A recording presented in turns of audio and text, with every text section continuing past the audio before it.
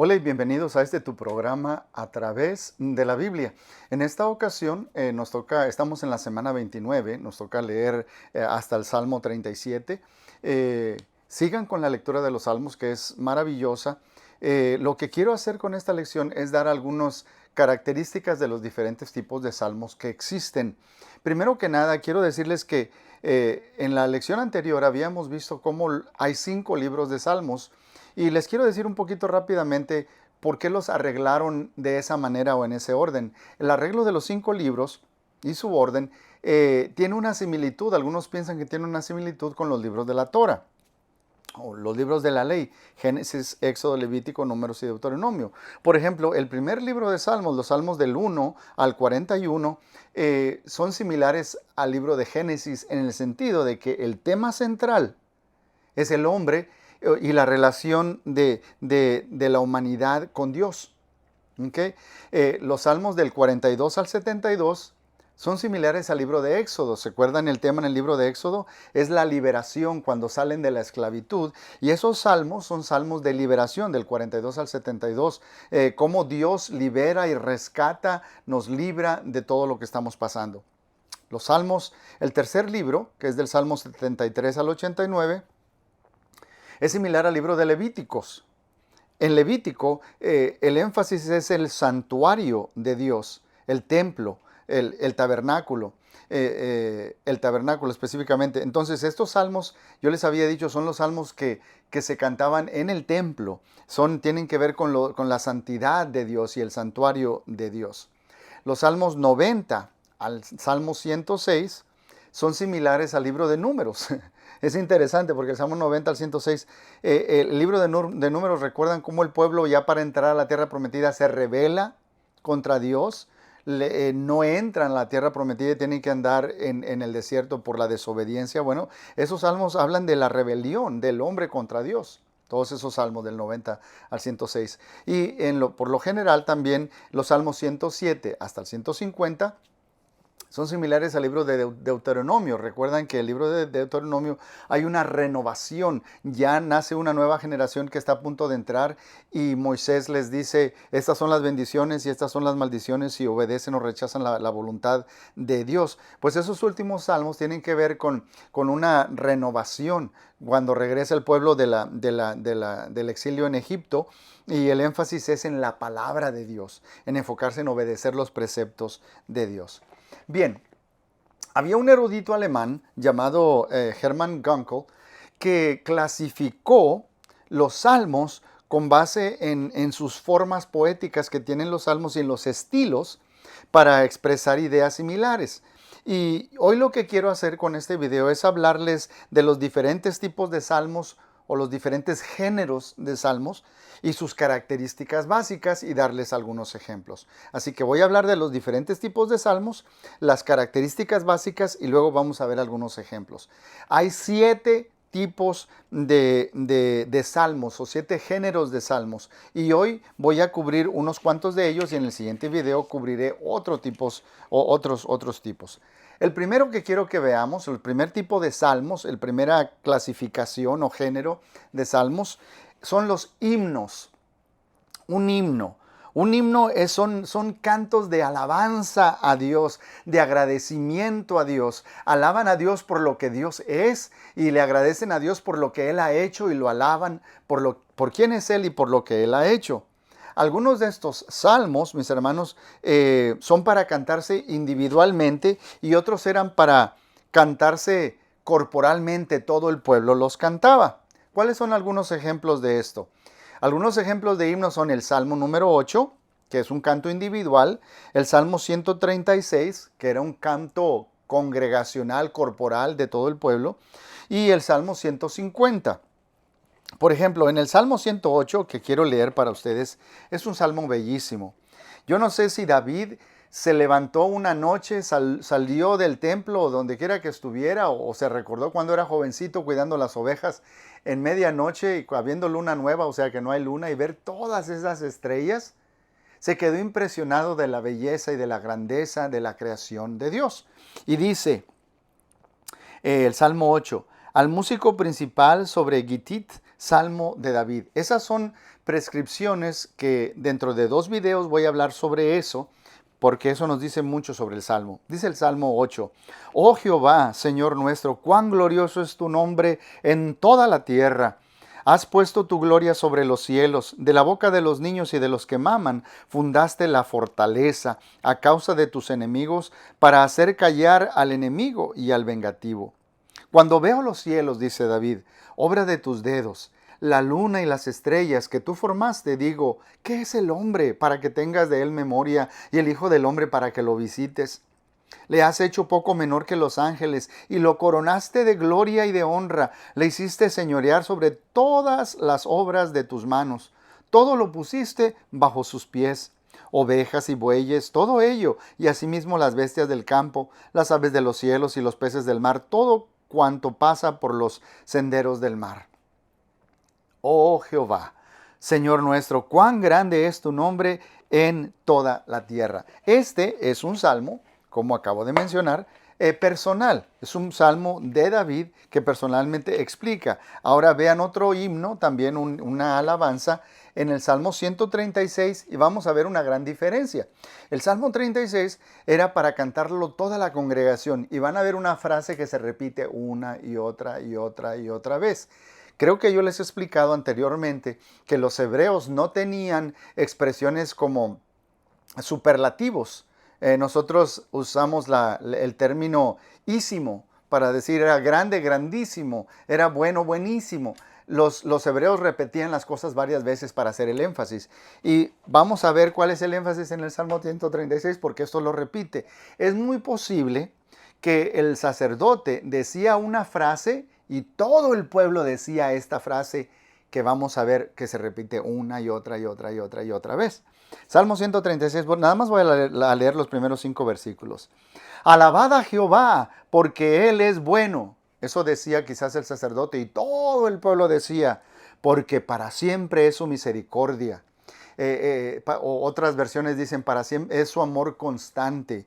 La palabra en hebreo es Gesed, ese amor incondicional de Dios.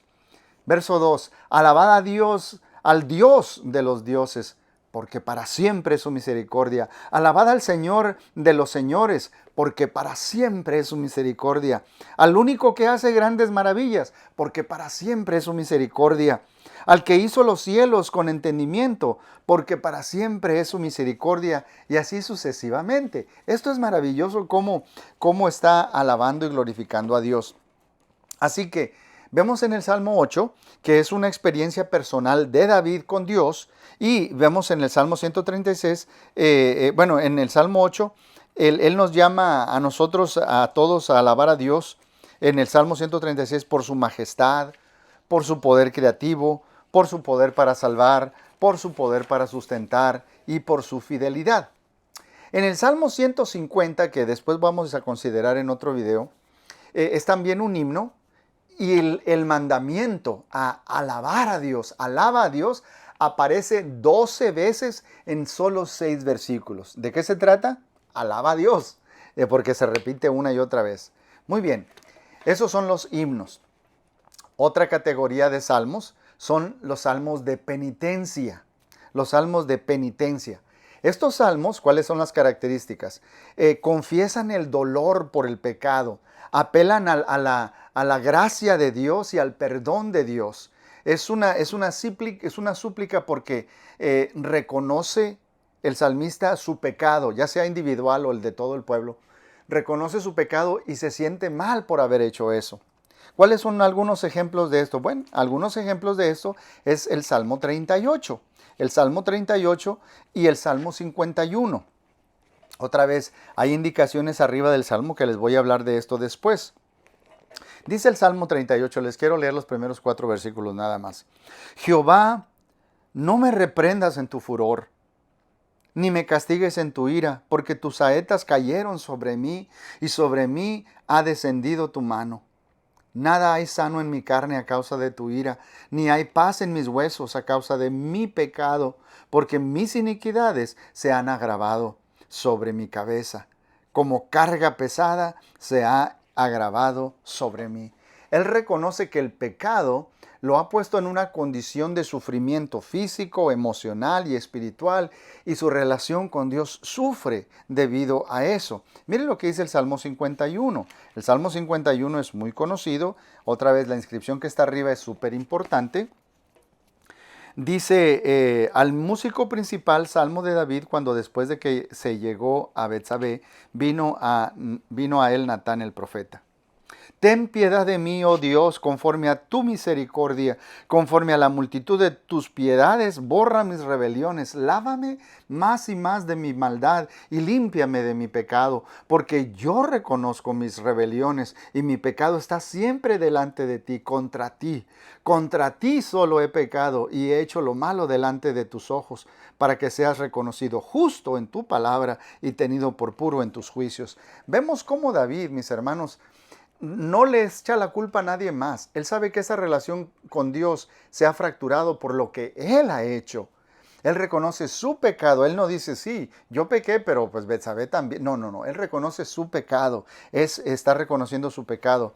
Y reconoce que Dios siempre es justo en todo lo que hace. Entonces, en estos salmos de penitencia, que vimos las características, David reconoce y confiesa su pecado, reconoce que no merece el favor de Dios, reconoce que Dios es santo y que tiene la razón, como acabamos de leer. Le pide a Dios que lo limpie de su mal, le limpie, que le purifique el corazón, crea un corazón nuevo dentro de mí y pon un espíritu recto. Y luego después dice, hay posibilidad de que quizás Dios lo pueda seguir usando. Si Dios lo restaura, quizás lo pueda volver a usar para sus propósitos. Él quiere ese restablecimiento. Hay un versículo muy famoso aquí también, dice, a un corazón limpio no rechazarás, a un corazón contrito y arrepentido no rechazarás tú, oh Dios. Bien, la tercera categoría que quiero hablar, ya vimos himnos, ya vemos salmos de penitencia, de himnos de penitencia. Ahora hay salmos de sabiduría. Salmos de sabiduría. ¿Cuáles son las características de los salmos de sabiduría? Los salmos de sabiduría son observaciones generales sobre la vida, en especial sobre Dios y nuestra relación con Él. ¿Cuáles son algunos ejemplos de estos salmos de sabiduría? El Salmo 1, por ejemplo. Salmo 14 es otro ejemplo. Salmo 73 es otro ejemplo. En el Salmo 1 hay observaciones de la vida que son directas y van al punto. El hombre justo es así, el hombre impío es así. El hombre justo hace estas cosas, el hombre impío hace estas cosas. El hombre justo recibe estas bendiciones, el hombre impío recibe estas maldiciones. Entonces hace una comparación y entonces nos llama a ser justos, a ser como esos árboles plantados donde hay agua. Que porque estamos conectados con Dios siempre vamos a producir frutos, siempre vamos a estar productivos, siempre vamos a tener bendición. El Salmo 14 es una observación de los que viven como necios, que tratan de convencerse a sí mismos de que Dios no existe, viven en la maldad, viven inmoralmente, pero siempre los salmos terminan, estos salmos, muchos salmos, recordando que un día Dios restaurará a los justos y que vivirá y que vale la pena vivir para Dios. Entonces, dice el necio en su corazón, no hay Dios, y miren cómo viven, pero los que viven bien van a recibir, como Dios quiere, van a recibir bendición de Dios. El otro salmo es el Salmo 73, y de este salmo sí quiero leerles unos cuantos versículos. Este salmo lo escribió Asaf. Dice Salmo de Asaf. Déjenme le leo los primeros 3 versículos. Ciertamente es bueno Dios para con Israel, para con los limpios de corazón. En cuanto a mí, casi se deslizaron mis pies, por poco resbalaron mis pasos, porque tuve envidia de los arrogantes, viendo la prosperidad de los impíos. Yo vi cómo vivía la gente que anda haciendo cosas malas, y por poco y me deslizo, por poco les creo. Estas personas viven sin preocupación, hacen cosas malas, no se preocupan por si van a morir, están viviendo tan mal, pero parece que son felices por fuera. Pero si leemos más adelante, a mí me gusta la sinceridad de Asaf. Él dice, yo por poco y me voy, pero si le seguimos leyendo el verso 16, dice, cuando pensé para saber esto, o sea, es un salmo de sabiduría. Cuando pensé para saber esto, Fue duro trabajo para mí. No entiendo, Señor. No entiendo por qué ellos hacen cosas malas y están felices de la vida. Dice el verso 17, hasta que entrando en el santuario de Dios, comprendí el fin de ellos. Ciertamente los has puesto en deslizaderos, en asolamientos los harás caer. ¿Cómo han sido desolados los de repente? Perecieron, se consumieron de terrores. Entonces, dice Asaf, yo pensaba de esa manera. Cuando me cayó el 20, dicen los mexicanos. Cuando entendí, cuando yo entré al templo, yo no sé si Asaf entró al entrar al templo, vio los sacrificios de los animales, vio las alabanzas a Dios, vio los sacrificios. Algo le hizo entender que ellos van a una destrucción, que Dios es soberano, que Dios va a hacer justicia. Por eso es importantísimo, hermanos, que nosotros nos juntemos para alabar a Dios juntos y magnificar su nombre, porque al enfocarnos en Dios, vamos a recordar que todo este sufrimiento que pasamos es pasajero, que esa gente que parece que es mala y le está yendo bien, un día va a terminar muy mal. Y los que confiamos en Dios, mire cómo terminan. Dice más adelante el verso 21 al 25.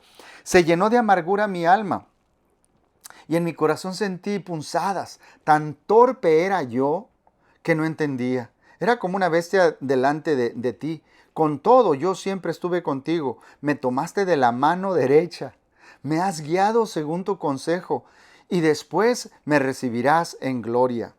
¿A quién tengo yo en los cielos sino a ti? Y fuera de ti, nada deseo en la tierra. ¿Se fija cómo cambia la mentalidad? Veía todo aquello. Es como, me encanta la ilustración que una vez un compañero, Dwayne Jenks, me contó de un hombre, un cristiano que estaba recién convertido y era soldado, iba de camino y pasó por Las Vegas. En Las Vegas todos sus compañeros se fueron este es el lugar donde podemos vivir a lo grande. Y él dice, que este pasaje, en esta tierra yo no hay nada que me llame la atención o que desee, yo solo te quiero a ti, Señor. Eso es tan importante, mis hermanos, eso es tan importante. Así que te animo, sigue leyendo, Dios tiene algo para ti.